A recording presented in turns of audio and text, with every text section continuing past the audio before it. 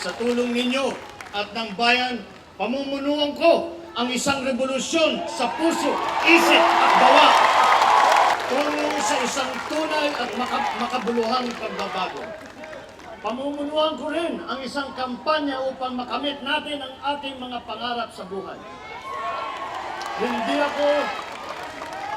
Hindi ako makapapayag na mawala sa atin ang ilang bahagi ng ating bansa.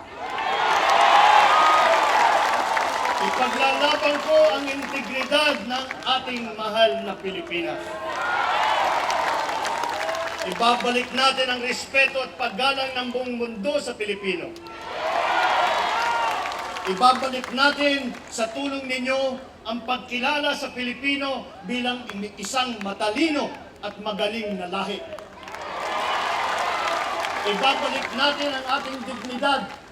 Ibabalik natin ang kultura ng Pilipino na mapagpakumbaba, may takot sa Diyos at mapagmahal sa magulang, sa mga nakakatanda at sa kapwa.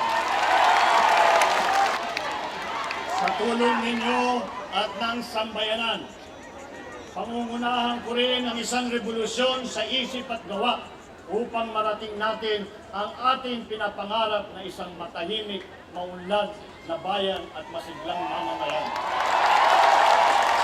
Dahil dito, taus-puso kong tinatanggap ang hamon ng panahon, ang hamon ng bagong henerasyon.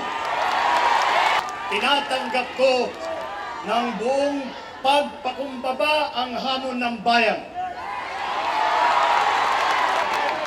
Tatakbo ako sa susunod na halalan bilang Vice Presidente ng Republika ng Pilipinas.